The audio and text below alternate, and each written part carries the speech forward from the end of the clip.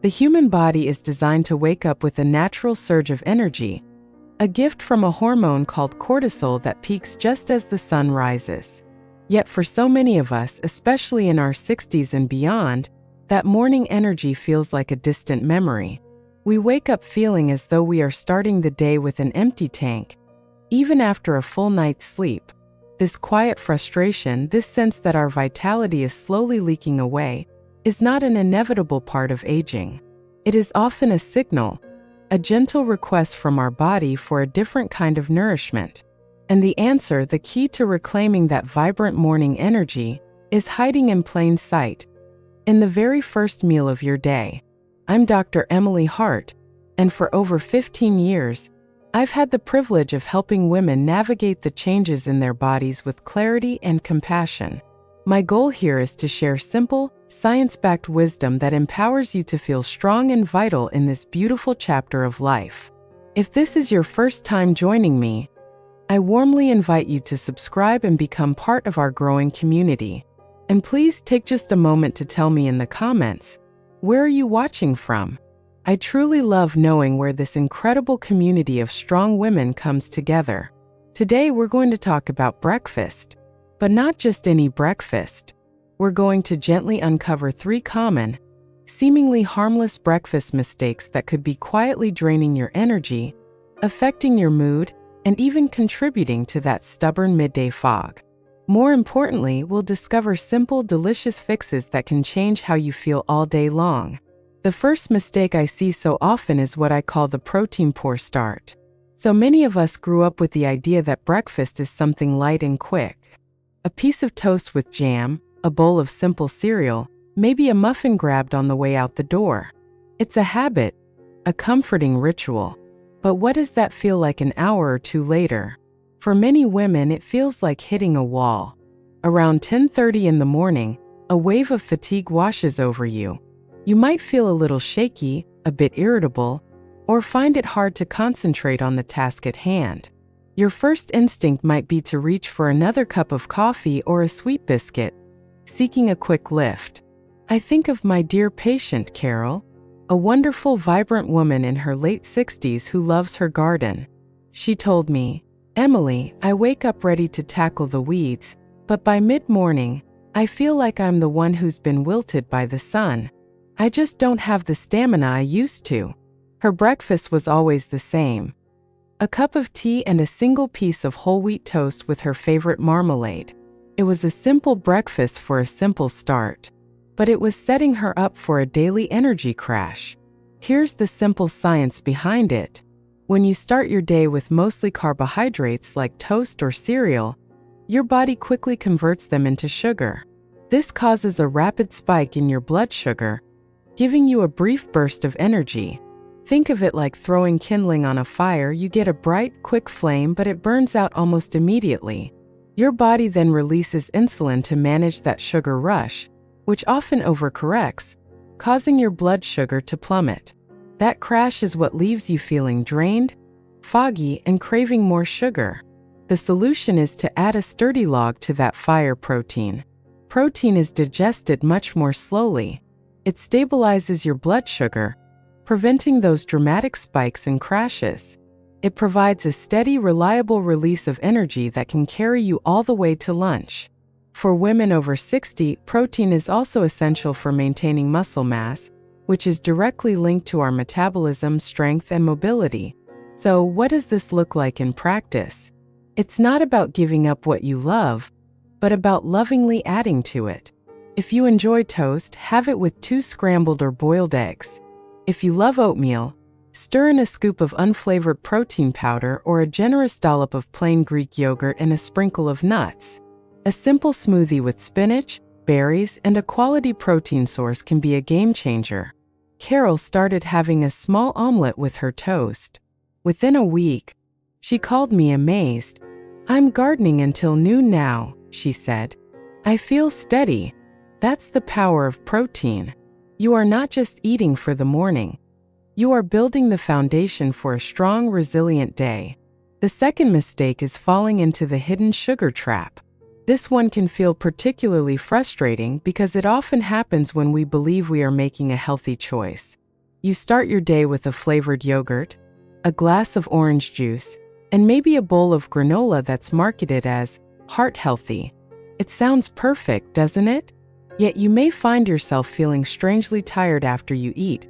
Or perhaps you notice more aches in your joints, a bit of puffiness in your hands, or a mood that feels less stable than you'd like. Let me tell you about Linda. She was meticulous about her health. She read all the articles and truly wanted to nourish her body. Her breakfast, the one I just described, was her daily ritual. But she came to me because of persistent joint stiffness and a sense of fatigue that she couldn't shake. She felt like she was doing everything right, but her body felt inflamed. The science here is all about inflammation. While some sugar is fine, many of these seemingly healthy breakfast foods are packed with it. A small container of flavored yogurt can have as much sugar as a candy bar. A glass of orange juice, which lacks the fiber of a whole orange, delivers a concentrated dose of sugar straight to your bloodstream. Many commercial granolas are held together with syrups and sugars. Think of chronic, low-grade inflammation as fine sand being poured into the delicate gears of a machine. Gums up the works. At a cellular level, excess sugar can create this inflammatory response throughout your body. It can manifest as joint pain, brain fog, skin issues, and of course, profound fatigue, because your body is spending its precious energy trying to clean up the mess. It also encourages your body to store fat, particularly around the midsection. The solution is to become a loving detective. It's not about deprivation, it's about wisdom. Start reading labels. The fix is often wonderfully simple. Swap that flavored yogurt for plain, full-fat Greek yogurt, and add your own fresh berries for sweetness and antioxidants. Instead of the glass of juice, eat a whole orange. The fiber slows down the sugar absorption and nourishes your gut. Look for granolas with less than 5 grams of sugar per serving, or better yet, make your own with oats, nuts, and seeds. Linda made these small swaps. The change wasn't instantaneous, but over a few weeks, she noticed her morning stiffness began to fade. Her mind felt clearer. She said, "I feel like my body is finally breathing a sigh of relief." And that's what this is about.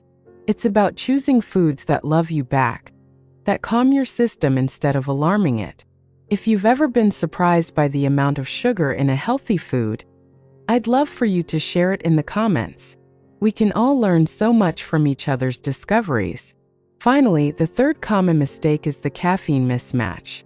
For millions of us, the first sound of the morning is the coffee maker, and the first thing to touch our lips is a warm, comforting cup of coffee. It's a ritual deeply woven into the fabric of our lives. But if you're drinking that coffee on a completely empty stomach, you might be unintentionally creating a cycle of anxiety and exhaustion. The feeling is often described as being wired but tired. You get a jolt of energy, but it feels jittery, not calm.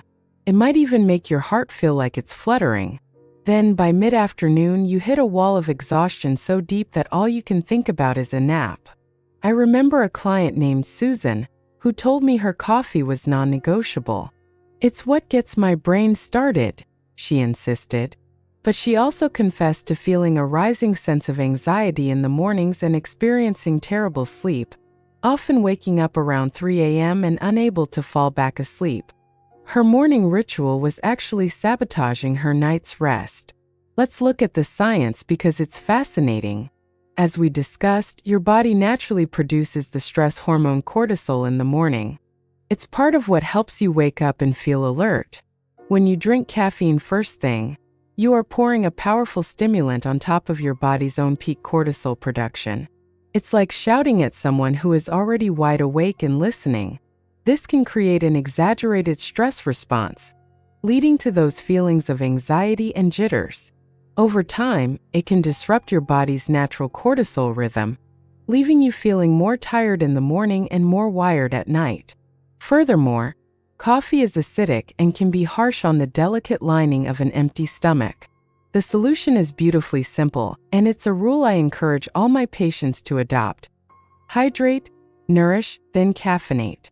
When you wake up, before you do anything else, drink a large glass of water. This rehydrates your body after a long night's sleep. Then have your balanced, protein-rich breakfast. This coats your stomach and stabilizes your blood sugar. Then after you've eaten, sit down and savor your cup of coffee. By waiting just 30 to 60 minutes and putting some food in your system first, you completely change the experience. The food acts as a buffer, allowing for a slower, smoother absorption of the caffeine. It works with your body's natural rhythm instead of fighting against it. Susan reluctantly agreed to try it for 1 week. She started her day with water, then had her eggs, and then, and only then, did she pour her coffee. The results were astounding to her. The morning anxiety vanished. She described the energy from her coffee as calm and focused. Best of all, she started sleeping through the night. She didn't give up her beloved coffee. She just changed its timing. She turned it from a crutch into a true pleasure. You are the conductor of your body's orchestra. This simple shift allows you to create a beautiful, harmonious rhythm for your entire day.